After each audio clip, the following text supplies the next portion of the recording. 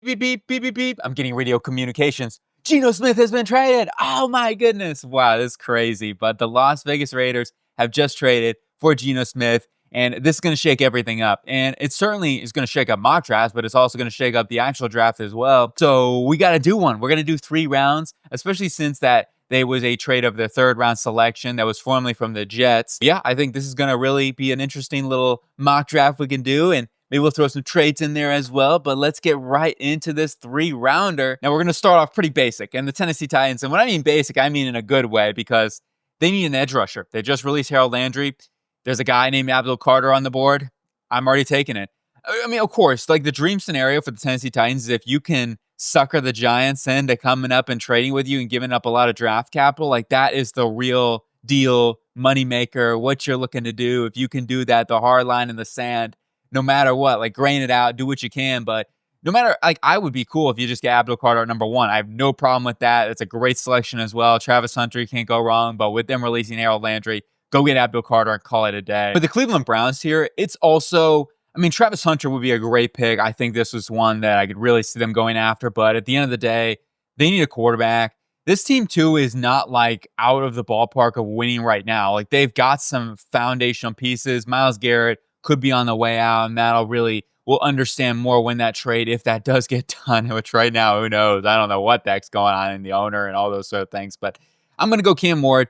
They got to get a quarterback, and I think that it makes sense for them to get a quarterback in the draft too, with where their cap situation is at right now. They're not going to be able to pay a whole ton. Even if you bring in Kirk Cousins on a cheap minimum deal, like a veteran, like Russell Wilson sort of thing, then that would make sense. But still, at the same time, I think Cam Ward, you got to draft a quarterback, and you got to get somebody in there to bring some more help to that football team. On the Giants here, number 3, this to me is also clear cut. I'm going Travis Hunter. I'm getting a top tier, my number 1 guy in this draft class, and he's going to come in, play that secondary position. He'll play a little money downs at wide receiver because Darius Slay probably going to hit the open market and get a lot of cash somewhere else and get an opportunity to be a big-time playmaker for another football team. But Travis Hunter comes in here and certainly would be a nice addition for that Giants football team.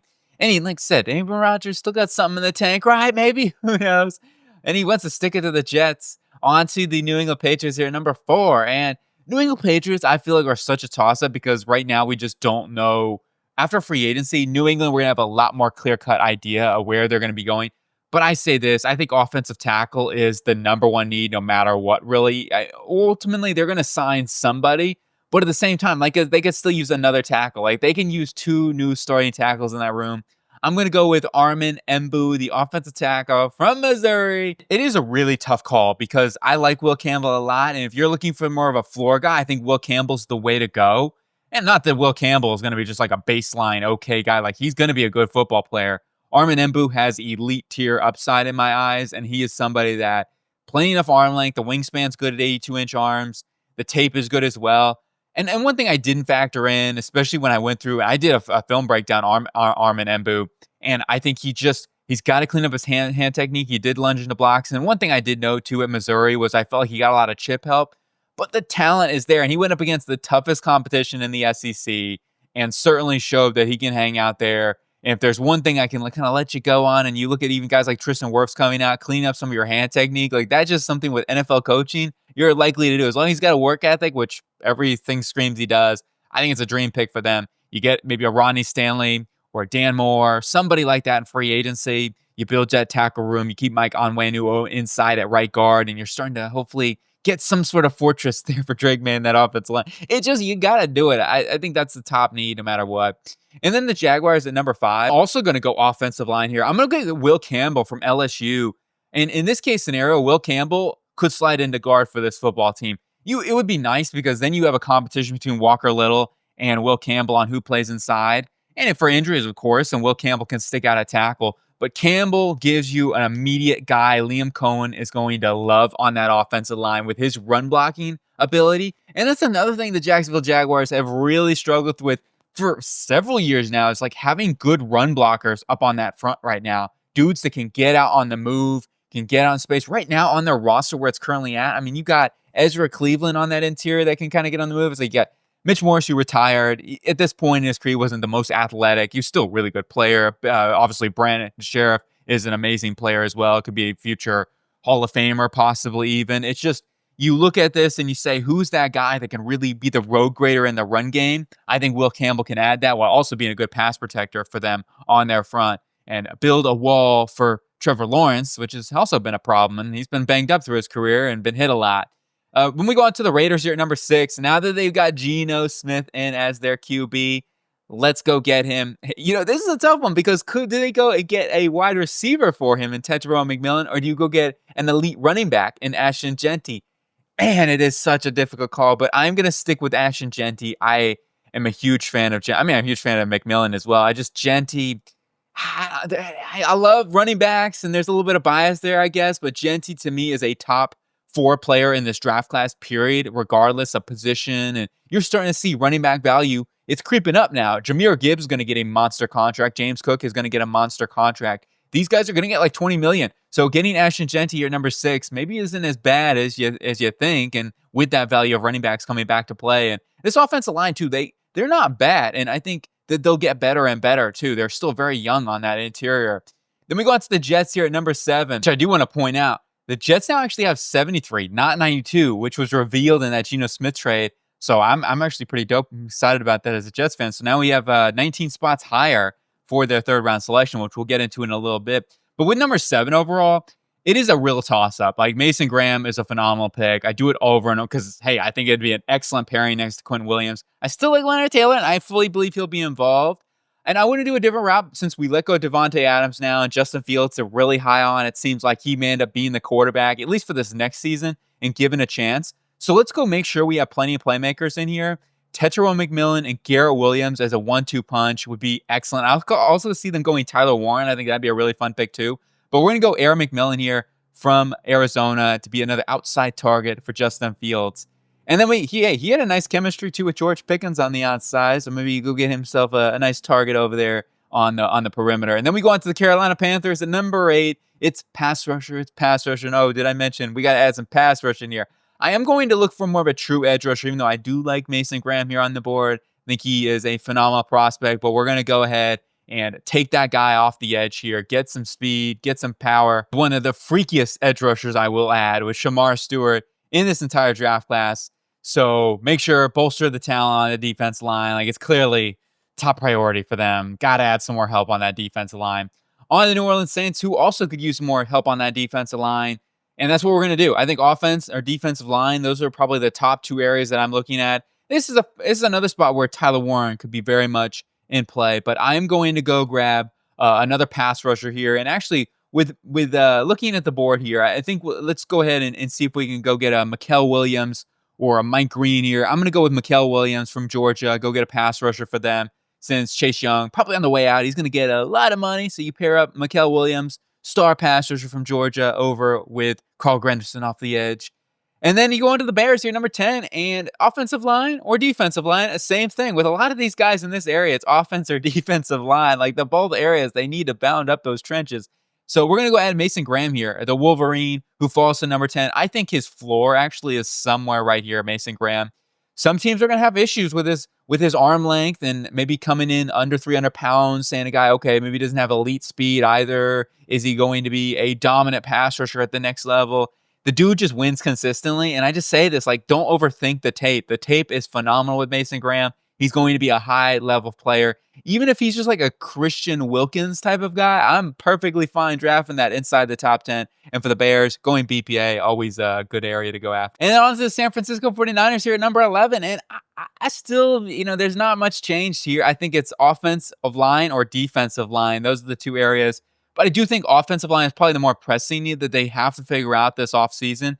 I'm going to go ahead and I'm swinging for Josh Simmons. I know the injury thing is going to be on the minds of a lot of people, but Simmons is a top 10 pick if it weren't for that injury.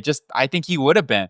And he may have been the first tackle off the board. Now, I also could see him sliding into guard for them early on with Aaron Banks being a free agent. My view, though, is you put McKivitz at guard and then you put Simmons at right tackle. He has experience going back to San Diego State days.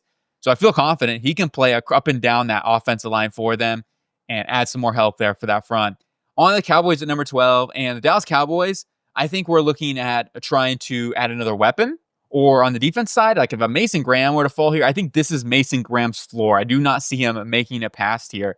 This could be the first area where Nicky Manwari could come off the board. Maybe even Jahdae Barron, because Jordan Lewis is a free agent. So that could be another possibility for them. But we're going to go get a wide receiver. We're going to go get Matthew Golden from Texas, close to home there. And I know that it seems like Jerry Jones doesn't really draft a whole ton of people next to Texas. It seems like, I don't know. Maybe that's just me imagining things. But I'm going to go Matthew Golden here, wide receiver. Great combine, a 4.3. He's an excellent route runner and adds another element in here with CeeDee Lamb. Take some eyes off of CeeDee Lamb. Certainly, they're looking just for a number 2 guy in that offense right now. On to the Miami Dolphins here, where it's pretty, for me, it's evident. They got to go offensive line. Like, it is the top need. I know they've got plenty other, and you could look at Will Johnson here, Jahdae Barron, even Nicky Manwari, Malachi Starks. Like, those are all really good picks. Heck, even Derek Harmon on that interior defensive line. They could use somebody else there. But once again, for me, it's offensive line. Like, they got to address this. I'm going to go get Kelvin Banks Jr. here. He's athletic enough to fill, and I think he can work in zone systems. I mean, he's done it there at Texas. So I'm just going to improve the offensive line here with adding Kelvin Banks, who could also end up being a tackle, at least compete with Chris Paul over there at the left tackle position. Like, they got to have offense line up. That is the priority here. Improving that offense line. We're going to do that with Kelvin Banks Jr.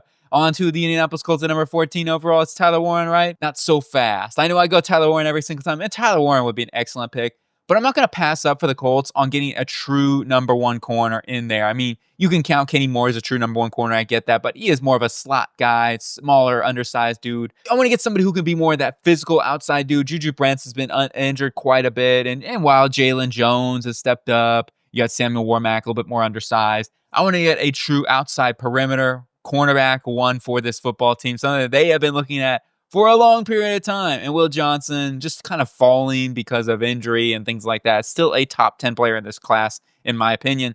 And then we go on to the Falcons here, number 15.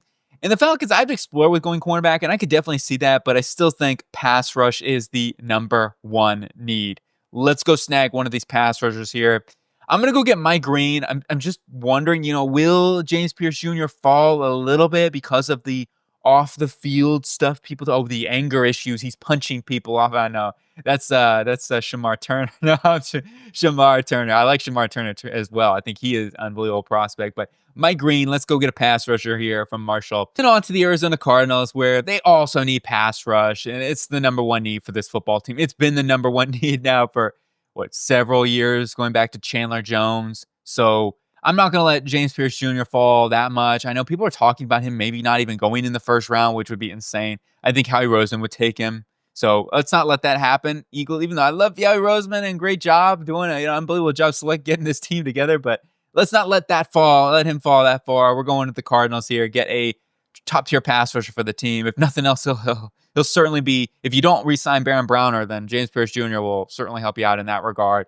And then we go on to the Bengals here, number 17 overall in the Bengals. Cincinnati Bengals here, number 17. And with Trey Henderson possibly in the trade candidate, we're going to keep the defensive. I mean, look at the offense and defense alignment going out. I mean, it's been like every pick but the Matthew Golden one here. And also the Will Johnson one. But we're going to continue that thread and that trend. We're going to go grab a pass rusher for Al Golden and his new defense. We're going to get Donovan Ezaraku.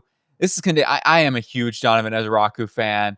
He is so twitched up. While he's not maybe as athletic as James Pierce Jr. or Mike Green or some of these other guys in front of him, and that's why I think he just doesn't go in front of these guys. But at the same time, he is the most twitchy guy, I think, out of all these dudes. He legit has the Micah Parsons inside counter twitchiness, and he can bend the edge.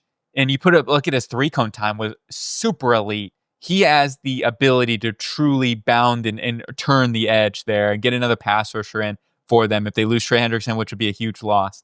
Seattle, okay, here we go, Seattle. Are you ready? Here it is. You're thinking to yourself, I know it's coming. He's still on the board. Shedeur Sanders is going to be the new quarterback of the Seattle Seahawks. Let's go. I love it, man. I think he would be a fantastic addition for the Seattle football team. I think he comes in here, excellent fit for them. And with Mike McDonald as the head coach and Clint Kubiak coming in as the new offensive coordinator to replace Ryan Grubb, then Shedeur Sanders is going to be that very smart signal caller to lead this offense, and they'll build a run game. I think Clint Kubiak's going to do a really good job of making sure they prioritize that run game, especially early on with Shedeur Sanders. Let him be that field general for them, and hopefully the franchise guy. I'm going to go get one of the top testers at the combine, period. Jihaad Campbell, linebacker from Alabama. You go back to his tape as well. He's got really good tape. I like him over Jalen Walker, and that's why I'm taking him here over Jalen Walker. I know Jalen Walker is still on the board here at this point. I am a little lower on Jalen Walker, but I mean, it's still like him a lot. He's got like elite traits and everything like that, and certainly could add more pass rush into this team, and I could see them going after someone like Jalen Walker. But once again, I like Campbell more as a guy that can rush the passer, but also, if you want, you can play him fully off the ball linebacker, and I feel comfortable with that. Whereas Walker, to me, schematically wise, I do think Todd Bowles will be able to utilize his skill set really, really well. At the same time, I worry a little bit if you're going to use him as a linebacker and as a true edge early on, like he's going to need some time there. I'm going with Campbell. Walker will come off the board here really soon too. Broncos, we're going Tyler Warren. He's on the board. That's a no-brainer. Like, you get that top-tier weapon. If you talk about Sean Payton and what he's going to want with that physical, versatile, athletic profile of Tyler Warren, it's just, he loves those chess pieces. He's mentioned this over and over again in his offense. Like, he wants dudes like Tyler Warren in their offense, and that's what they're going to be able to get here if he's on the board and falls to them at number 20. And then for the Pittsburgh Steelers at number 21, we're going to go add some more defensive line onto this front, and I'm going to go get Derek Harmon, another guy who had an elite combine, like really did. He was all around. He just checked every single box.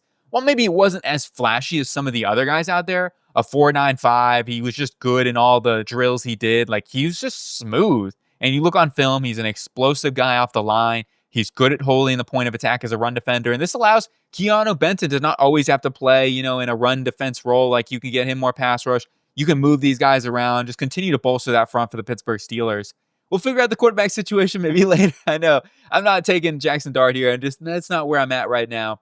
On to the Bolts here at number 22 overall. And for the Chargers, now losing Joey Bosa. I mean, look, Tui Tuipulotu should be able to step up in that role. So we don't have to force an edge rusher here. I think defensive line, or even more offensive line, or tight end. And that, to me, is where you're looking at. I'm going to go add in Colson Loveland here. Let's get a playmaker. Like, they need another playmaker in this offense. Now you get Ladd McConkey, Colson Loveland. Hopefully Quentin Johnson takes more steps with his hands next season, and you get yourself something to build into this offense.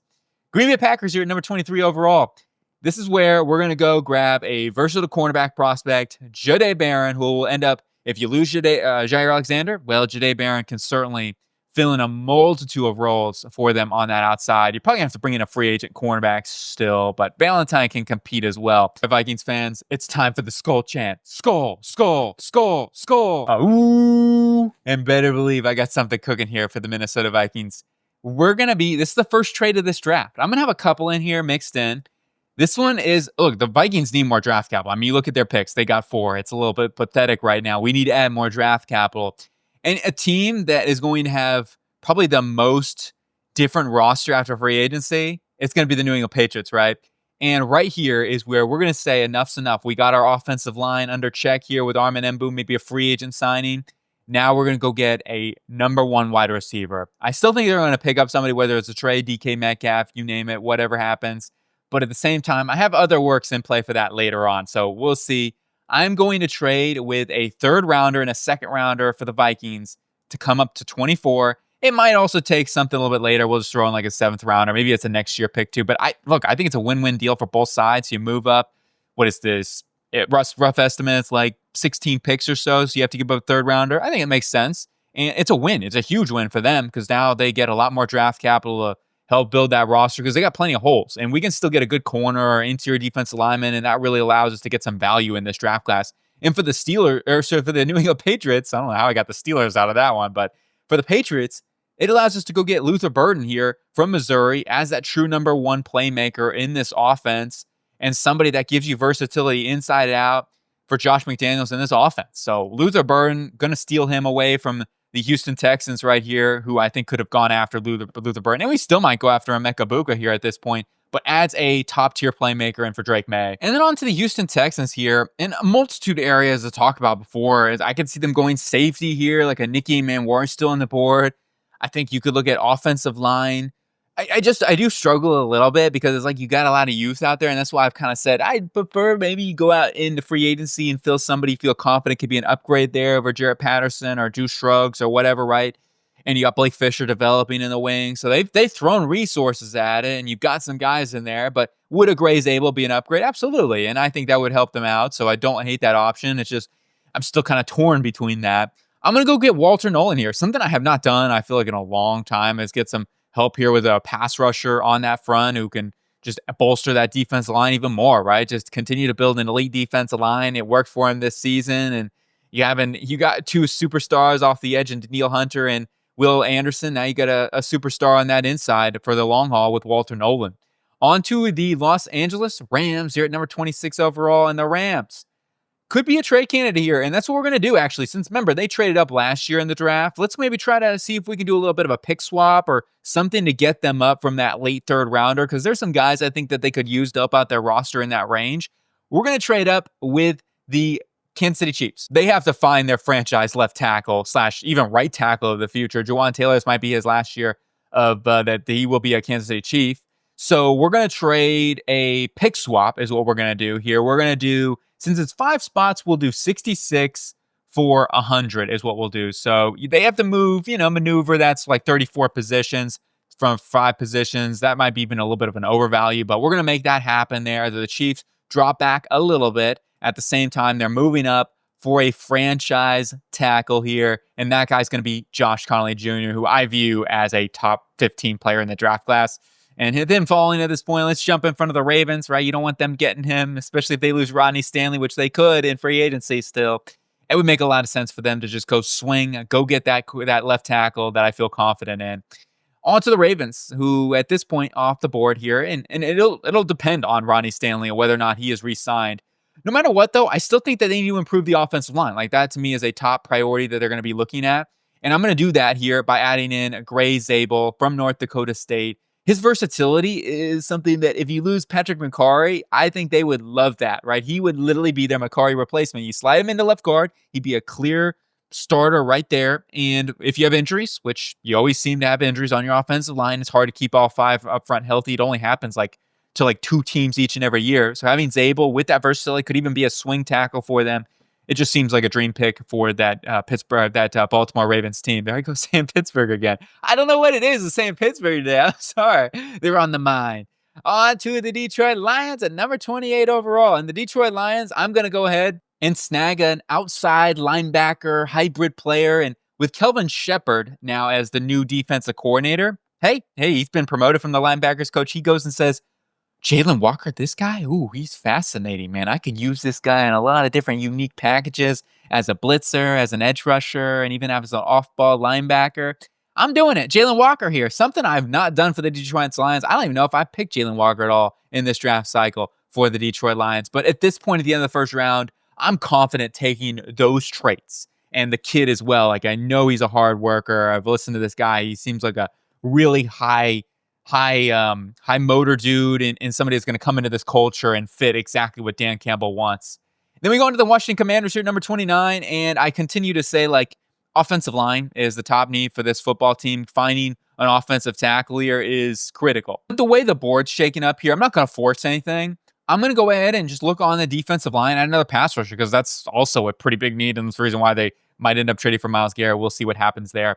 I'm going to go with Landon Jackson. Huge fan of Landon Jackson. He was one of those rare athletes too you find for his size, a 40+ inch vertical. I mean, come on, man, this guy's insane. And his film backs it up as well. Like, I recently watched some film on this guy, and he really blew me away. I think the Landon Jackson, in terms of creativity with his hands, are already really good. He does need to get stronger as a power rusher. I think he can get a little stalled, get a little high in his leverage. But like you talk about, the dude has creativity with his hands, knows how to get off blockers. He can hold the point of attack as well in the run game. Going to be a really, really nice pass rusher for them to pair along with Dorrance Armstrong. On the Buffalo Bills, this is where one of the safeties goes off the board. I'm going to go and pair up Nicky Manwara with Cole Bishop. Let's just build that elite safety room. That's something they needed to do. Like, they need some speed in that back end. They need a playmaker. And you talk about, is there's any good of a playmaker other than Xavier Watson in this class? Nicky Manwara is that guy. Tons of rave reviews. South Carolina, the Gamecocks.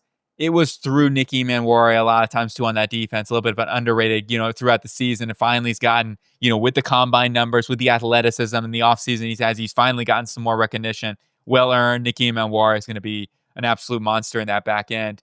On to the Rams here at 31. We're also going to be looking at adding another cornerback into this room. They did bring back Tutu Atwell. I could see them going after Emeka Buka here. It is an interesting possibility, but I'm going to add a cornerback. I still feel like they need that true number one corner to finish off this defense. You get a true number one cornerback in this room, it's game over. That's my view on it. I'm sticking with my guns. I know Maxwell Harrison's going to get a combine bump. He's going to probably end up going in the first round. I totally understand that. But I prefer a guy on the outside, Benjamin Morrison, that I feel like can hang out there in man coverage and be that dominant lockdown, true one-on-one guy. And that is just my belief on Morrison. Final pick of the first round. It's the Philadelphia Eagles, the Super Bowl champions. And what do we do for those Philadelphia Eagles? And you shouldn't even have to guess what I'm going to do. Come on, man. It's Kenneth Grant. We're going to add some more defensive line. And I'm sure Harry Roseman's saying to himself, a 330-plus pound man that can move the way Kenneth Grant moves. Okay, we'll make it happen. All right, this is done. And I'm not saying he's a Jordan Davis replacement, and they can work. They're going to be able to work all three of those guys, plus Moro Ojomo out. Like, Grant is the definition of what Howie Roseman's going to look for on that defensive line. Elite athleticism for his size. And you talk about the grown man strength out there, the high motor. Let's go. I mean, that's a done deal, in my opinion, for the Philadelphia Eagles. The Cleveland Browns here at number 33 to start off the second round. And for the Browns, after going Cam Ward in the first round, I think you go get one of those running backs off the top board. Now, I'm going to go different. I know Marion Hampton seems unanimous to be the running back 2. For me, I still am a huge fan of Travion Henderson. He's my number 2 guy, and that's the way that I'm going here. I think his speed and explosiveness is just insane, and he's a better receiver as well than people give him credit for. And he's also a tough-nosed blocker. While he's not an elite pass protector, like, he can hang in there, and he certainly is not afraid to deliver a blow. I'm going Travion Henderson, the running back from The Ohio State University. On to the New York Football Giants here at number 34 overall. First round, well, we got Travis Hunter. Let's go get the quarterback here. I'm going to go get Jackson Dart, quarterback from Ole Miss. Let's take a chance here. Even if they bring in Aaron Rodgers, which in this scenario, that's what basically we're significant, or we're signifying, I guess the word. But then they still need to draft somebody. Like, they're still going to have to take a swing on a quarterback, whether it's round 2, round 3, 4, you name it. They're going to have to take some sort of swing. So we'll go Jackson Dart for that pick there at 34. And then on to the Tennessee Titans here at number 35 overall, where we got Abdul Carter in the first round. And I think there's a really good chance. Like, if they're going to go get Abdul Carter, if they're setting their sights on that means they're going to go more than likely go get Sam Darnold, who, to me, this would be a ideal fit for them, right? This is something that they could go out, get Darnold, you build this roster, Abdul Carter, and then in this pick, we're going to go get a weapon for Sam Darnold or whoever comes in as the quarterback. Emeka Buka with Calvin Ridley, maybe you bring back Nick Westbrook-Akine.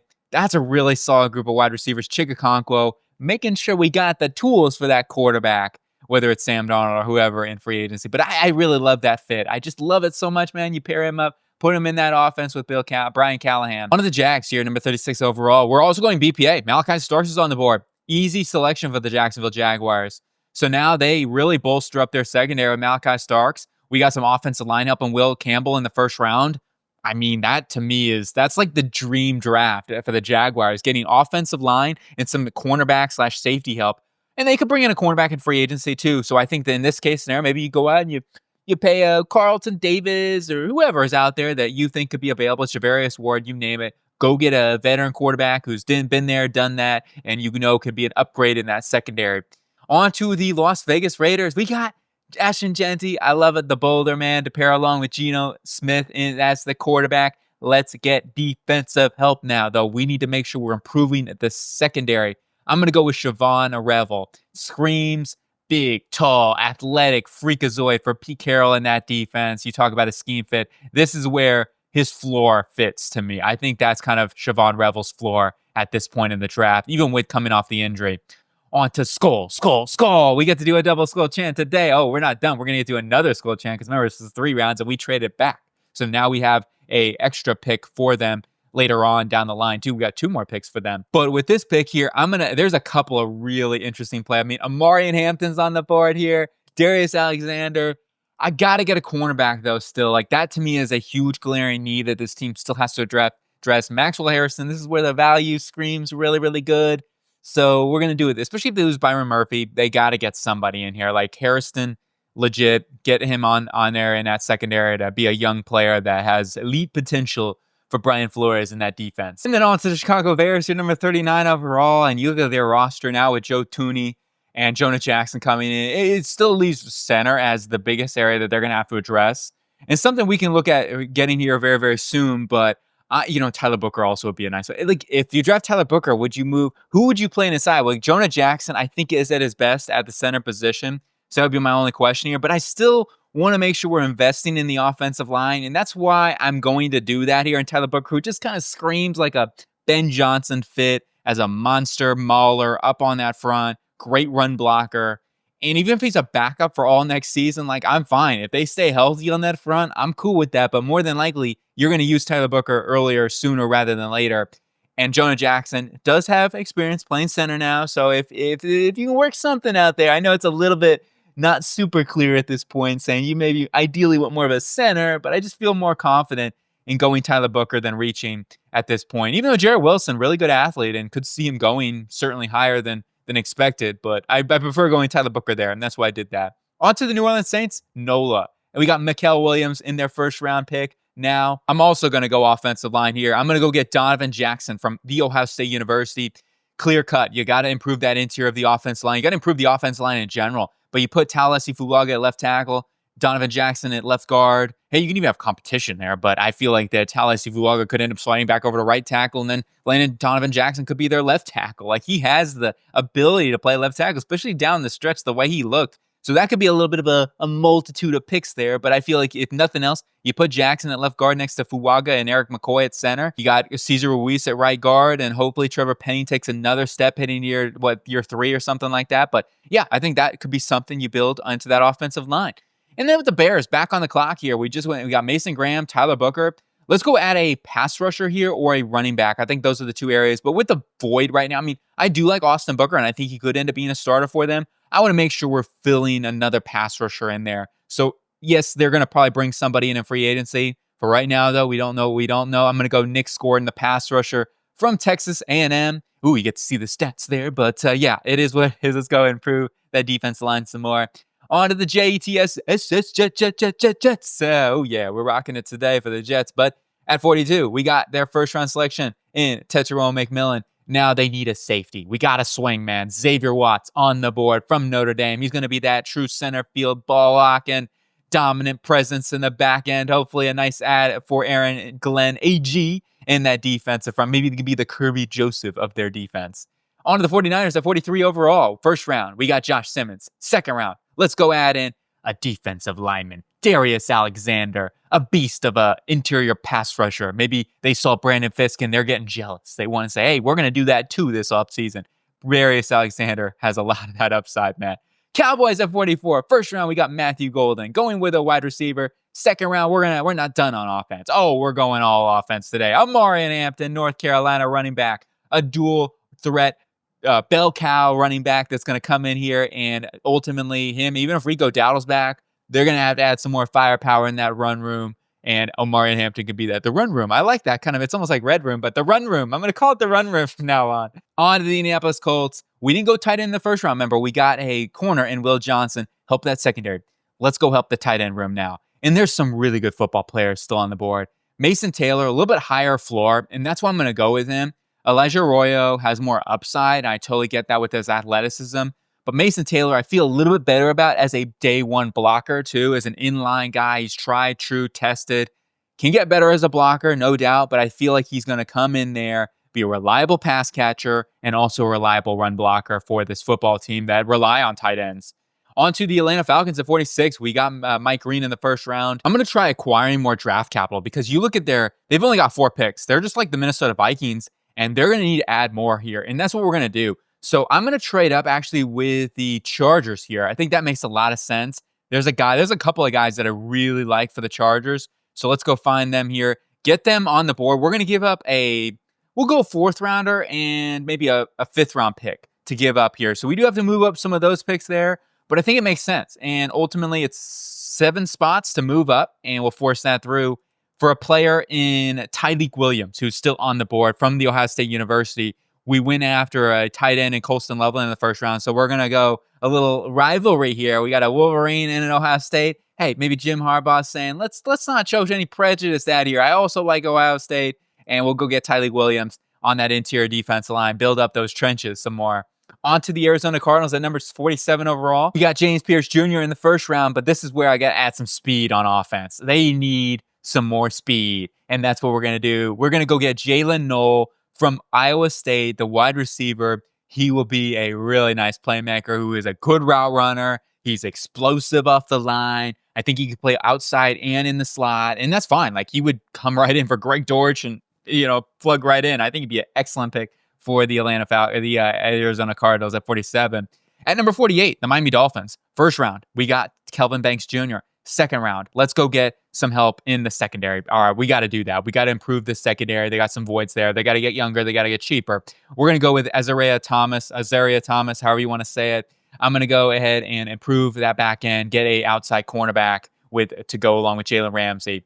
On to the Cincinnati Bengals here at number 49 overall. And the Bengals first round, we got Donovan Ezeraku to fill maybe a void in losing Trey Henderson, which would be a tough one, I might add. Offense, though, let's go ahead and improve the offense a little bit here. I'm going Ariante Ursary, plugging him inside at guard. I like Ursary a lot at guard. I'm not saying he can't hang out and tackle in certain schemes, but for me, I think he'd be a mean-bugging, Mekhi Becton type of guard. That's really where I like him a lot, and they went ahead and cut Alex Kappa. So you put Ursary either at left guard or right guard. I think they have 2 guard spots they're going to have to really fill this offseason. On to the Seattle Seahawks. Remember, first round, we got Shedeur Sanders.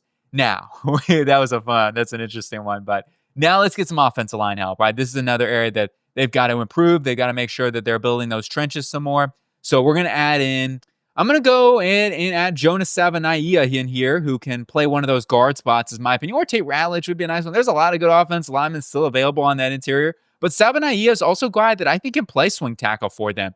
You put him in at one of those guard positions. If you have injuries or whatever happens because you just don't know, and now George Fant's been cut, Abe Lucas has said he's good to go, and that's fine. I want to give him every chance. But Savaiinaea gives you that emergency role and also fills one of those guard positions. And going on Tampa Bay Buccaneers here at 51, I think we got to double dip the defense or side of the ball here. We got Jihaad Campbell in the first round. Let's go get some edge. Let's go get some more talent. Hey, Todd Bowles already said, look, I don't want to always have to blitz so much. I want guys getting after the quarterback, and we're going to do that here. We're going to go add a pass rusher and Captain Jack Sawyer, the pass rusher from the Ohio State University. Give them some more oomph off the edge to go along there with Chris Braswell and Yaya Diaby. Next pick, we got the Denver Broncos at 52. We got Tyler Warren in the first round. Another area that screams trenches to me, and or running back also. There's some good ones on the board here. Judkins, Johnson, both really enticing players. But I do want to add let's see who's on the front here. There's a couple of players I really do like, but I will say that they're probably looking for more of a one tech on that defense line. Maybe we can wait until round 3, like a Jordan Phillips, Joshua Farmer, Alfred Collins. Those are type of guys that I'm looking for the Denver Broncos. Yeah, let's go grab a running back here. Let's make sure we have an explosive, big play running back in the room that can actually make plays down the field, be a home run hitter too. I like Judkins a lot. I like Caleb Johnson, both really good. Now, Judkins and Johnson, maybe not, ideal, like long speed guys, but I still think they're going to be clear upgrades into what they have right now. I'm going to go ahead and snag Quinshon Judkins here from Ohio State, and he's going to be their lead back for them going forward. And then on to the Pittsburgh Steelers at 53. Hey, who knows who their quarterback's going to be? But we went Derek Harmon in the first round. I don't think I'm going to go quarterback here. I'm going to wait. We'll hold off on that for right now. Maybe they pick somebody up in free agency or a trade. Who knows? But I'm going to go get a weapon. I'm going to go get a receiver on the outside. They have to improve there. And some guys sticking out to me. Let's go Jaden Higgins here from Iowa State. We just saw his teammate go off the board here recently in Jalen Knoll. Now Jaden Higgins off the board, giving him another perimeter outside target. And remember, Roman Wilson's coming back healthy. He should help him out in that regard. He can play in the slot, so I'm not worried they can play a little inside. Just Higgins has played big slot too, so they'll figure it out. And I think Higgins will be a nice target with his athletic profile for his size, 6'4", and he ran a 4.47. That's pretty dang good. He may end up going higher than this too. I could see him at the top end of the second. And then we go on to the Atlanta Falcons. Mo, we just traded back, picking up more draft capital. Well, it won't affect us in terms of picking in this draft, But just you got to do something like that to add more draft capital for future needs. Like they're going to have to get a developmental right tackle. You look at maybe another safety slash linebacker. Like there's a lot of voids that we still need to fill, and maybe another wide receiver, offensive line we talked about. But yeah, those are all areas I think this team could really look at. Now I'm gonna go ahead and add a cornerback in here. Like I just feel like there's some really good players on the board that we can go out and grab, like Trey Amos. And I think he comes in as that number 2 cornerback to go along with AJ Terrell. So just kind of building up that secondary. Even if Mike Hughes is back, as I talked about, I think he can play on the slot too. He has versatility for them. On to the Green Bay Packers. Okay, here we go. Here comes the craziness. Bing, bing, bing, bing, bing. Trade alert. We got something cooking here. Green Bay Packers, Jaden Higgins just went off the board. And I'm thinking, oh, that's exactly who they could be. I mean, Trey Harris would be really nice too. I like Harris a lot and what they could be looking for. But what about a true wide receiver you feel like can come in and fill in for Christian Watson? I think you know where I'm going, right? I mean, wink, wink. But yeah, Wink Martindale too might be interested in this one. Where are they? Ah, here they are. Seattle Seahawks. It's going to be wide receiver DK Metcalf.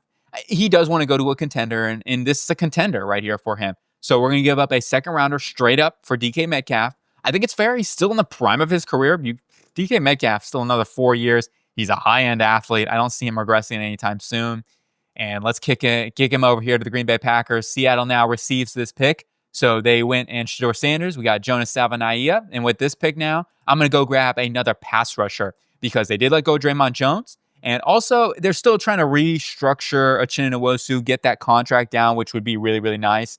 But I do want to add somebody else into this room. JT Tuimoloau and Jared Ivey are both guys that I think would fit that bill as another pass rusher for them and add some versatility to that defensive line. We're going to go get JT Tuimoloau. With the Buffalo Bills, with this next pick, we got Niki Manwari in the first round, add some more speed at that secondary playmaking ability. And I think wide receiver, more speed there, / edge rusher. Those are all areas that I'm really going to be looking at for this cornerback, of course. But I think there's a really good chance they pick up either a corner or a safety in free agency. So in this scenario, let's say, hey, they go get a cornerback to pair along with Christian Benford on the outside and then Taron Johnson in the slot. So let's improve the pass rush. Let's go get another developmental pass rusher. Prince Umanuel gives him some more speed off the edge and can be a Von Miller replacement if they have to move on from him at some point, or just add more pass rush into the room. And AJ Epenesa going to last year of his contract. Now, I guess Jared Ivey would be a good option, or Jordan Birch if you're looking for that type of a role. And they typically seem to go with more, bigger guys that can hold in their 4-3. But they've been transitioning, being a little more variable with their scheme lately. And I think they could add some more speed off the edge.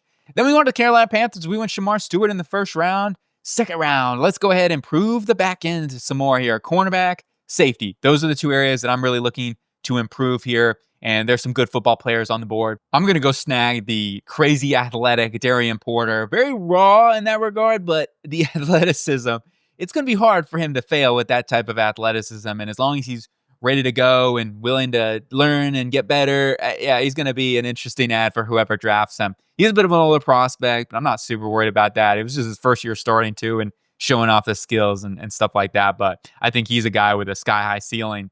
And then we go on to the Houston Texans. First round, we got Walter Nolan. Let's go ahead and add another weapon in here for CJ Stroud. And there's still some really good ones available on the board at this point. I am going to go add some more size. And I'm going to get Trey Harris from Ole Miss. I think he, look, Trey Harris and Nico Collins, a little similar maybe in what they can do.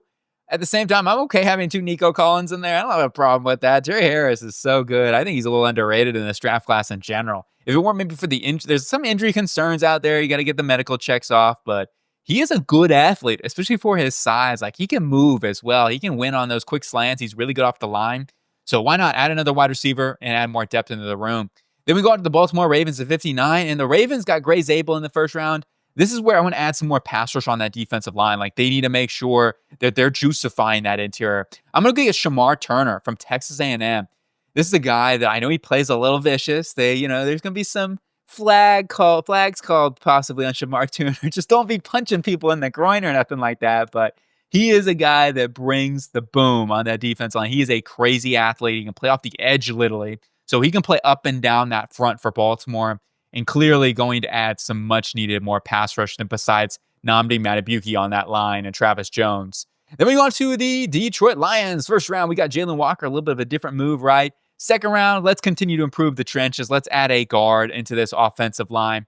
And the guard that I'm going to go after here is going to be Tate Ratledge. I was looking for him. I'm like, where is he? Well, you got to pull up the guards if you want to find him. But yeah, there he is. He's going to plug in. And you figure Christian Mahogany holds down one of those left or right guard spots. Tate Ratledge, the other one, you're booming. You're feeling crispy about that interior front to keep it rocking and rolling. On to the Washington Commanders here at 61. First round, we got a edge rusher Atlanta Jackson. But now we need to improve the trenches as well here. And we're going to do that. We're going to go add in Cameron Williams, the big fella from Texas, Hook 'em Horns. They make him bigger in Texas. He certainly is a big athletic monster to protect your quarterback in Jaden Daniels. Number 62, the Bills back on the clock. First round, we went Nicky Mann. We were just talking about that. And we went Princely McMillan. Let's go add some offensive firepower. We're going to, maybe, you know what would be interesting? What if they went running back if they don't think they're going to be able to pay James Cook? It is on the table. I'm not going to do that at this moment. But I'm going to add some more speed in this room. And I know I keep doing this pick. I'm sorry, Bills fan. I just love this one so much. And you can say, oh, Isaiah Bond, he wasn't as fast on the 40. He ran one of the fastest times, I believe, in terms of miles per hour. He clocked over 24 miles an hour on the 40-yard dash. The dude is fast. He wins consistently deep. I don't care if he's just a deep threat for this team. Like, if you have him as somebody taking the top off, and it'll open up Keon Coleman better. It'll open up that offense in general. But it's going to open Dalton Kincaid over the middle of the field. You name it. Khalil Shakir, obviously their yak threat. Isaiah Bond's going to be their deep threat. Kansas City Chiefs, remember, we got a little aggressive. We did have to give up one of our picks there at the top of the third round. However, I'm okay with that. Look, we still have plenty of draft capital. We got our left tackle of the future with Josh Connolly Jr. Now let's address the defense a little bit. Let's go get a guy on that interior defensive line to go along with Chris Jones, and there's still a lot of good ones available at this point. I'm going to go with another big fella. It's going to be Deone Walker, him and Chris Jones, too. That's too much to handle on that front. And then we finish up the second round with the Philadelphia Eagles. Remember, we got Kenneth Grant. It was a BPA approach. That's the way I'm looking at it. Now let's go get a developmental right tackle, Charles Grant. My favorite pick here for the Eagles in the second round. He literally has all the traits, all the tools. He's gotten up to 311 pounds. He's near 6'5". He's got 35-inch arms. He is the developmental. Give him 2 years behind Lane Johnson, Jeff Stoutland University. Yes, that is that's what I'm doing. And get into the third round here, the final round of this mock draft. And we start off with the G-Man. And this was their start of the draft. Travis Hunter, the versatile, elusive playmaker in the secondary and as a wide receiver. And then you get Jackson Dart, hopefully the developmental quarterback behind the darkness and Aaron Rodgers. But we go on here with their pick. I'm going to go, it's between offensive line and defensive line at this point. There's still some really good players on both sides of the ball. TJ Sanders would be really nice here. You look at the interior of the offensive line. Jared Wilson, if you want to replace John Michael Smith, it's not ready to give up on. I want to add more competition. I think that's like a day 3 pick. You got Marcus Bowe here is Wyatt Millum. Anthony Belton would be a nice one too. A lot of good players, but we're going to go TJ Sanders from South Carolina, who is on the board here at this point. You look at some of the guys on the defensive line that are still available. Omar Norman Lott would be a nice addition next to Sexy Dexy. And you could look at a run defender. If you wanted to go run defender, Farmer, Phillips, West, Collins would be really... Actually, I will say Alfred Collins would be a nice pick next to Sexy Dex. Would keep him a little more clean in that regard as well. Take a little bit of attention there. Sexy Dex and Sanders, Collins, a lot of really good options. I'm going to go with my first instinct, though. I'm going to go TJ Sanders from South Carolina. On to the Rams here at 66, first round. We got Benjamin Morris. Remember, we traded back in the first round. That allowed us to pick up a Kansas City Chiefs pick here in the third. So now we've got more draft capital. We did have to swap pick 100 with the Chiefs. However, it moves us up a lot of picks. And now we can add an offensive piece in here. Maybe let's add another playmaker in here or another offensive lineman to develop, right? A right tackle that they could really look at getting. And like Ozzie Trapillo would be a really good option here in the third round. And that's what I'm going to do. Okay, let's go ahead. And I still think there's going to be some good playmakers available to add in the third round. But Trapillo at this point, I think there's a bit of a drop. Oh, Anthony Belton would be a nice addition too. Anthony Belton would be pretty sick. But I'm going to go with Trapillo since he does have that right tackle. You know he can play right tackle. And we're going to do that here with him. It's the Cleveland Browns here at 67. And remember, we just don't know with Myles Garrett. I did not put a trade in this one right now. It's still it is really uncertain at this point. But ultimately, do I think it's going to happen? Probably.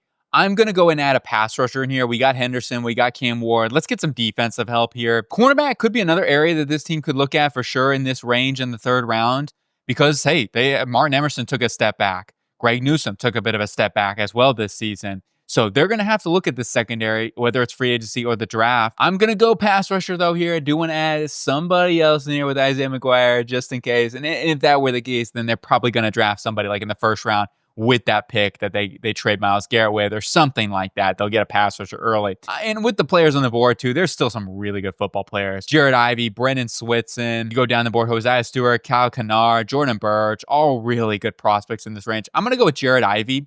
Add more pass rush onto that defensive line. And then on to the Las Vegas Raiders here at 68. And remember, we got Jeanty and we got Siobhan Revel. And now let's go ahead and try to add some more help on that offense. I'm going to add a playmaker on the outside. Let's go add a vertical guy, an Alec IU Manor. You talk about a DK Metcalf. Maybe Pete Carroll is saying in his imagination over there. Let's do it. I think he fits that bill exactly. I'm just trying to get some Pete Carroll guys out here. On to the skulls. And we got it at 69. Remember the trade down that we did in the first round. We got Maxwell Harrison with our first pick. And now with this second pick in the third round, let's try to add some help on the offensive line. All right, we need to make sure we're protecting the quarterback. I'm going to go with Marcus Bowe. I think he fits right into the wide zone system with Kevin O'Connell. Really good athletic profile. Protect your quarterback, whether that's JJ McCarthy or if you do somehow bring Darnold back, whatever the case may be. Who knows? Aaron Rodgers, maybe he tries to follow Brett Favre over to the Vikings. I'm sure the Vikings fans are like, nope, we're not having any of that. Anyway, let's go get offensive line, Marcus Bowe. On to number 70, the Jags. We got Will Campbell, Malachi Starks. To be real, and this is just my honest opinion, I try to keep it unbiased and things like that. This is probably my favorite draft for the Jaguars that I have personally done. I love this combination right here. And now let's try to, here's what I'm looking at now. I think you're looking at either another wide receiver, another playmaker. You could add a defensive play like a cornerback or a edge rusher. I think those are the areas that I'm looking at here at this point. So in terms of best available player between those positions, let's just kind of pull some of those up and we can take a look. I think receiver is really what I'm looking at here. And remember, they have Parker Washington, and Parker Washington, not bad. I still would like to add more competition, though. Somebody who can add more into that role, can help them out in that regard. Gabe Davis, too. At this, it's like, I don't know. At this point, what can you get out of him? That's going to be a big question mark. And then last but not least, also need to include the edge position because there's some good edge rushers that they could bolster up some depth on that defensive line as well. Looking at all these players here, I'm actually going to go with the guy up on top, Jack Besh from TCU. And this would be more of a guy to go behind Gabe Davis, right? And somebody who can play a big slot as well. Like he did that. He's a former tight end as well. So you're adding another big play threat. And with Liam Cohen, right? I think he'd be a nice fit. He's got good yak ability to get the ball in his hands. He's quick off the line as well. Jack Besh, nice little addition as a big-time wide receiver to go along with another big-time wide receiver in Brian Thomas Jr. And then we go on to 71, NOLA, New Orleans. We got Mikael Williams and then Donovan Jackson. Now, this is a point where let's take a chance on maybe either a tight end here, a developmental tight end like Elijah Arroyo, I think would be great to go with Derek Carr because he loves tight ends, man. And that's something that I think they could really go after. Forrest Moreau, you got Juwan Johnson, free agent. So, I mean, besides Taysom Hill, I love Taysom Hill, but he's getting expensive, and they're going to have to look at the future at that tight end position. I know Terrence Ferguson's going to work his way up into possibly that tight end 4 position. I could see it. But Elijah Arroyo here, we'll go ahead and take him with his upside there. On to the Bears at their third round selection. We got 2 defensive linemen, Nick Scordon and Mason Graham. And we also went offensive line, Tyler Booker. But now I think there's a multitude of spots they could be looking at for this next one, like a running back. And that's what we're going to do with the running backs still on the board here. Let's go ahead and get Caleb Johnson. All right, they need that between the tackles run. Cam Scadaboo would be amazing too. I like Scadaboo a lot. I'm not going to lie. He would be like the both of these guys would kind of be the David Montgomerys of that offense. I'm going to go Johnson. It is a tough one. I like Scadaboo. Well, we changed it up. I went Scadaboo last time. Let's go Caleb Johnson here. On to the Jets at 73 overall. First round, we got Tetairoa McMillan. Second round, we got Xavier Watts. Let's add a right tackle, at least a developmental right tackle. Oh, I love Anthony Belton. Oh, if only he had right tackle. I mean, he looks good at the Senior Bowl at the right tackle spot. Also, a guy, Emory Jones, would be really good too. I like both of those guys. Jones, Anthony Belton would be really good. I'm going to go with Emory Jones. He is a right tackle. You put him over there, and he'll fill that void with Morgan Moses likely on the way out. On to the Carolina Panthers here. We got 2 defensive players. We could try to add some offense here at this point, okay? And I'm going to go add a missing piece at the center position. If Brady Christensen is not brought back, well, Jared Wilson plugs right into there and fills that void at the center spot. One of the best testers at the combine as well in terms of the offensive lineman. 4.84, sub 450, 4.5 shuttle time 450. But, yeah, 4.5 shuttle time was a 4.49. So just add some more offensive line to continue to build a wall for Bryce Young. So important you build that interior, especially. Keep that pocket clean. On to the 49ers, it's 75. This could also, actually, that would have been a good pick too to go Jared Wilson. But let's go ahead a pass rusher. All right, they still need more edge talent.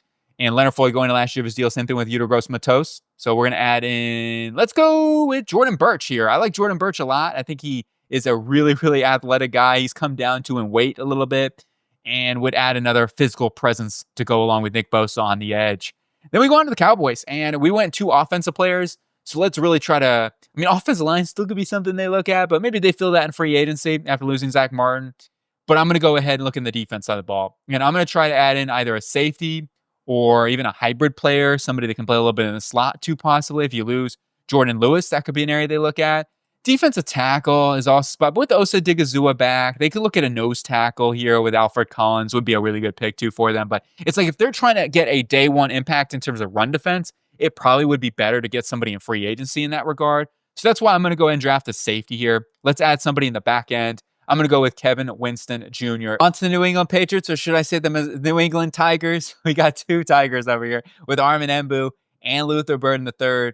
We're not going to go Missouri again, even though I'm trying to think of another Missouri player that we could go at this point, but we're going to go ahead and add a pass rusher. We got to add some more edge presence. There is Johnny Walker, right? Johnny Walker. Yeah, he's right here. We could, but he actually is an underrated player.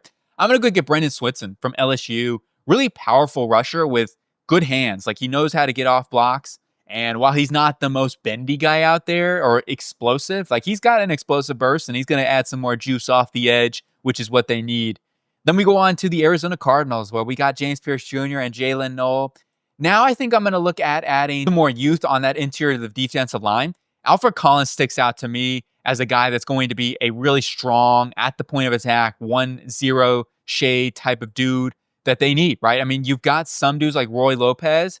It is an area that they could clearly add to and get some more youth on that front, and that's what we're going to do, pair him up with Darius Robinson. And now on to the Washington Commanders, where we went Landon Jackson and we got Cameron Williams with their first 2 picks. And now I'm thinking with Jonathan Allen cut, let's go ahead and add some more defensive line. I mean, there's a good chance that they're going to bolster some depth in free agency. However, like, let's build that young core with Jerzon Newton and somebody else next to him.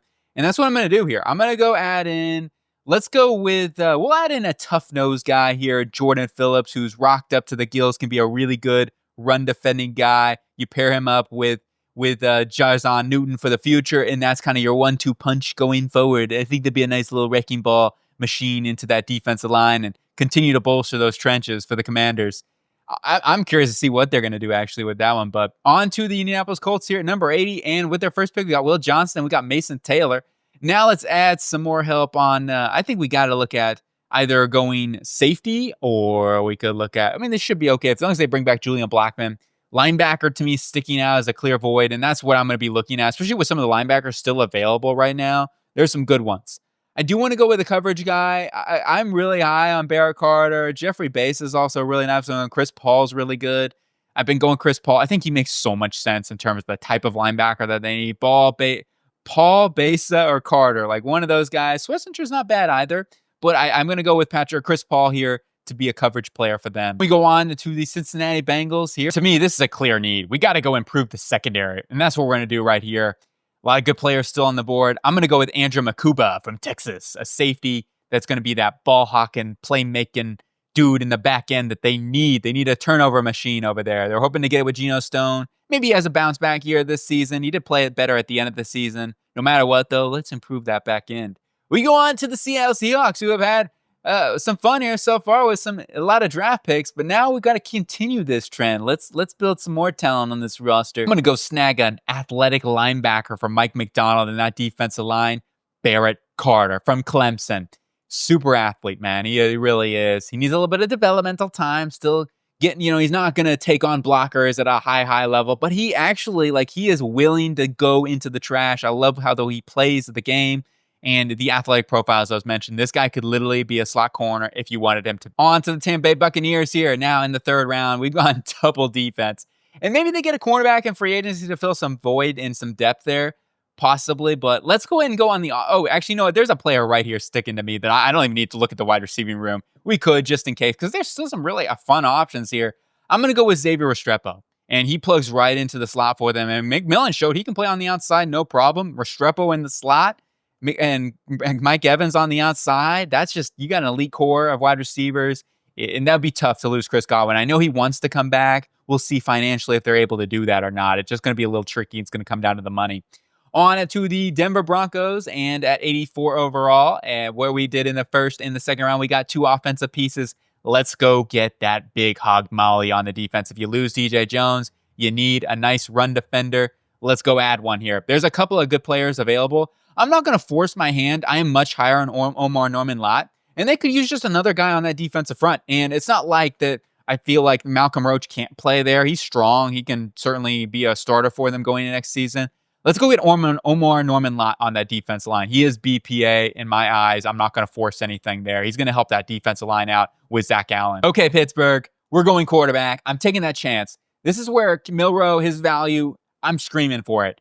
You take a chance in the third round with his tools, with his traits, his arm talent. I'm not passing up on that. I understand he is a total developmental project, and that's fine. In the third round, even if it's like Malik Willis, it is what it is. Like you're taking a chance on a guy with arm talent, with crazy athleticism. If he can get better as a passer and you can hone him skills in there, like you're getting a steal in the third round. On to the Chargers here at 86. We've gone after Colston Loveland and Tyleik Williams. Remember, we did have to trade up a little bit. We gave up a couple of picks on day 3. However, I think that Williams is going to be worth that, and getting Loveland, really nice addition as well. Now let's go ahead and look at a running back. Okay, let's add in that beast, that workhorse for Jim Harbaugh in this offense. Cam Scatterboo screams it, and you keep him out west as well. It can't let him fall any further. On to the Packers. We traded for DK Metcalf, so that doesn't show right here, but we did trade for DK Metcalf. You got Jahdae Barron in the first round. Now let's go add some help here, whether it's center position, which at this point, I don't think I'm going to, there are some guys who could play versatile roles for them on this offensive line, like in terms of drafting and whatnot. But for me personally, I'm going to go ahead and draft some help on the defense side of the ball. A guy that I'm looking at is trying to find some more defensive edge, right? They need some more talent, some more pass rush there. Hosea Stewart from Michigan. They like guys that are playing in the cold. They go after these guys. I'm doing it right now, Hosea Stewart. If nothing else, just be a good third down pass rusher for them. One of the highest motors in this draft class. On to the Jacksonville Jaguars. And now looking at their draft, you got Will Campbell, Malachi Starks, Jack Besh. One of my favorite drafts for the Jaguars so far. I'm a really big fan of this one. And as I was mentioning, what if they get a cornerback in free agency? They're going to go get somebody, especially with the new money that they have. They have like over $60 million. So in this scenario, let's say they got a cornerback in free agency. Let's bolster the edge depth. It's been a problem. You got 2 really good edge rushers, Josh Hines-Allen and Trayvon Walker. But their depth behind those guys right now is what Miles Cole and somebody else, right? There's a couple of guys in there. They need more talent on this roster. So let's go ahead and do that. What is it? Deshaun Dixon, I believe, is in there as a practice squad guy who can compete. So like I'm saying, they're going to have to add some more talent in here. And that's what we're going to do. Let's go get a lot of good ones on the board. I'm going to go with a fun one here. Kyle Kennard's really good. I like him at this point on the board. Yeah, let's go Kyle Kennard. Then we go on to the Houston Texans here. We want Walter Nolan and Trey Harris, the 2 Ole Miss guys coming over to Houston. So what I'm going to do here, since Shaq Mason has been cut and released now, I do think they're going to address that in free agency, but I do want to add to the offensive line. I'm not done yet. I'm going to add Anthony Belton here, who is on the board. He's a guy that I have much higher grade on. I have him as a borderline first-round guy, that big of a fan on him. I think he could play tackle. I really do, but I also think he would be an elite-level guard. His strength profile is unmatched, man. He looked so good at the Senior Bowl in the one-on-ones. His tape is good, too. And going to be a beast in that right guard position or left guard, whatever. You figure it out. On the inside, you limit some of those speed things. I'm telling, sign me up for that. And then we got to the Rams, and we got Benjamin Morrison and Ozzie Trapillo. This team has needed a good coverage linebacker for quite a minute. I know schematically wise, it just seems like they've kind of avoided that sort of thing. And maybe they do the same. But I'm going to go add that player in Jeffrey Besa from Oregon.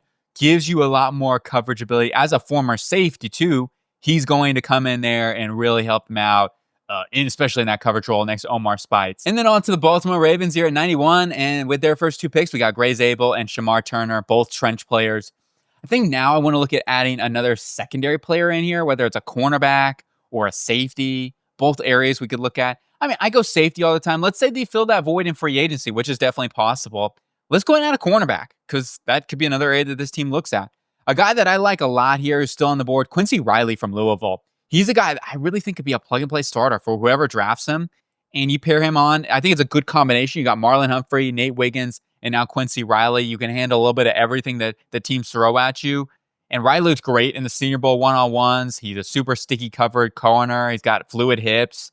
And he's got a track background, so he's got that speed. He ran like a 4.48, but he's fast, man. I have no problems with him getting torched or anything like that. And then we go on to the Seattle Seahawks at 92. And you take a look once again, all these picks. We got 2 defensive players, 2 offensive players for Seattle. Now, remember, DK Metcalf was traded in this scenario. So let's add a weapon in here. Let's get somebody on the outside here who can add another piece to go along with Jackson Smith and Jigba. And Jalen Royals, to me, sticking out here. I think Savion Williams, if you're looking for more a size guy, he would be a really nice option too. And I think that's where we're going to go. Now, Williams, very raw as a route runner. He's going to need some time as a playmaker, but he certainly has the tremendous upside and the tools you ooze over at almost 6'4", really good athlete. New Orleans at 63 now. We got Mikael Williams, Donovan Jackson, and Elijah Arroyo. These quarterbacks are getting interesting, but I'm going to hold off for right now. I'm just going to say, hey, let's play the waiting game on this. If we're not getting a quarterback in the first round, if we're going to rock with Derek Carr, let's just wait, right? We don't really need to draft another mid-round quarterback. And with that being, where we're at right now, I think you're looking at a safety here. I think we need to improve, get somebody in the back end. A lot of good players still on the board. I'm going to go with Billy Bowman Jr., who'll be a good understudy for Tyrann Mathieu in that secondary.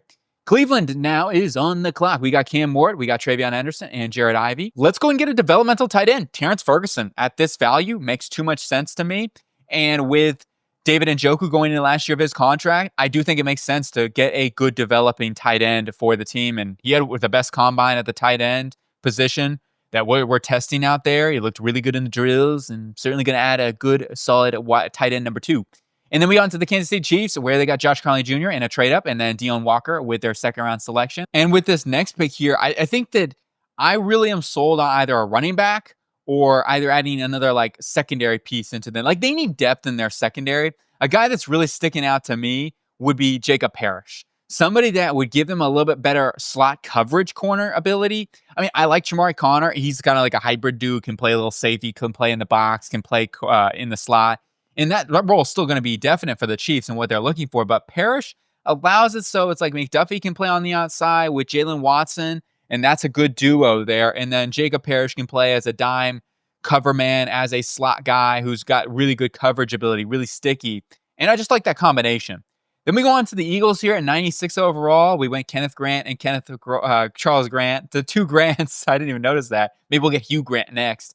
Now, though, with this pick here, I'm going to be looking at bolstering up the edge room. All right, let's continue to get more pass rushers. Also think tight end is interesting here. I will say, Harold Fanning, I know he's not the greatest blocker, but if you give him a season or so, tight end is a position where you kind of got to develop those guys as a blocker. I'm talking myself into this. I do like some of the edge rushers here still. I could see them also dressing that as another pass because, you got Jalix Hunt, you got Nolan Smith, you got Bryce Huff. It's not as big of a priority especially if you get somebody in free agency. So why not? Let's get another tight end to develop. Harold Fanning Jr. at this value, his upside, man. I know the blocking thing is important for the Eagles and what they look for. Give him time. It's not like he's a terrible blocker either, Bowling Green. He's a very willing blocker. Then we go on to the Minnesota Vikings. Skull, skull, skull. We really got to say the skull chant a lot today. Again, my favorite chant probably in football. And we got Marcus Bowe. We got Maxwell Harrison. Let's look at the interior of the defensive line, right? That's one area we need to fix here. We need to address. Still some good football players on the board. I'm going to go with Joshua Farmer, possibly. Aeneas Peebles, actually, because they do have, remember, you got Harrison Phillips. I want to add in a pass rusher in there. So let's go with Aeneas Phillips from Virginia Tech to be that pass rushing guy in that front. We go on to the Miami Dolphins, where we got Kelvin Banks Jr. and Azaria Thomas from Florida State. Hey, let's go back to Florida State. Joshua Farmer's right there. If they lose Benito Jones, then Joshua Farmer, I think, can fill that void with his 35-inch arms as a run defender. I think that's a perfect selection for them. Then we go on to the San Francisco 49ers. They got Josh Simmons, Darius Alexander, and Jordan Birch. We're building up those trenches, baby. But we're going to go ahead and add some help in the secondary now. Okay. That's my view on this next pick. Even though cornerback wise, there's a good chance they've signed somebody in free agency. Let's continue. This has been their sweet spot where they've really gone after a lot of these secondary pieces, I feel like, through the years. I'm going to do that here. I'm going to go add in Noah Williams from California. Solid athlete, really good cover man. Kind of gets forgotten about over out west, but he's going to be staying close to home in California. Add another cover man in the secondary. It's the Kansas City Chiefs here at pick 100. And with the Chiefs, we've gone after offensive tackle, defensive tackle, and a cornerback. Let's go and add a running back. I think that they need a pass catcher out of the backfield, somebody that, be more explosive too, out in that role. There's a good chance that, they're just going to get thin at the running back room. And there's possibly Samaje Perine moves on. So let's go a little younger. Let's go RJ Harvey here. I think his receiving skills are really good, and he's got some good explosiveness. But that leads us on to the final pick of the draft, the Detroit Lions. We got we got two Georgia guys, Jalen Walker and Tate Ratledge. Remember, Walker is going to play like a versatile role for them. Tate Ratledge, one of those starting guards with Christian Mahogany, like that's your young core on that front. And now with this last pick, I'm thinking maybe you could look at a developmental linebacker, even though Walker could be a developmental linebacker hybrid player. So I'm not going to worry about, even though Swissenger, Demetrius Knight, also good players on the board. A wide receiver, Jalen Royals is available. I think that'd be a really good pick. We could also continue to bolster the defensive line some more. I think that is another area we could look at. A player that's sticking out to me that I should have taken at this point, Ashton Jeanty. I cannot believe I'm going that route. I'm a huge Ashton Jeanty fan. I think he's underrated just because he's not an elite athlete. He is going to be a monster, whoever drafts him. So yeah, let's just continue to bolster that defense line, and we can work it out between Walker and Jeanty. And as I was saying, like Walker can play a little hybrid role for them. But that's going to do it here for our mock draft and our 3-rounder. Let me know what you think, agree or disagree. Here it is, just recapping everything up. Feel free to pause wherever you like if you're skipping ahead to look at the picks. Totally understand. Time constraints can be a little weird, tough and stuff like that. Got to work, all those things, busy schedules. Totally respect that, man. Hopefully you're on the grind and working hard out there, having fun as well. Make sure you have fun at your jobs. You're spending a third of your life, maybe even longer at that, or even 2/3 of your life there. So it's important to have fun at your job and all those things. But here it is. And as I was saying, definitely holler at me. Do you agree? Do you disagree? What would you do differently for your football team? Football's so much fun, man. It's a passionate sport, so I totally understand the passion out there, the drive. Is that you can see me throwing the mouse out there. But anyway, I'll talk to you guys really, really soon. And thanks for hanging out. I apologize, too. I've been a little bit under the weather today, not feeling the greatest. So I'm kind of just like, oh, you know what I mean? A little stiffing out here, but still enjoying, man. I'm so excited. I always do mock draft and looking forward to free agency next week. I'll talk to you really, really soon.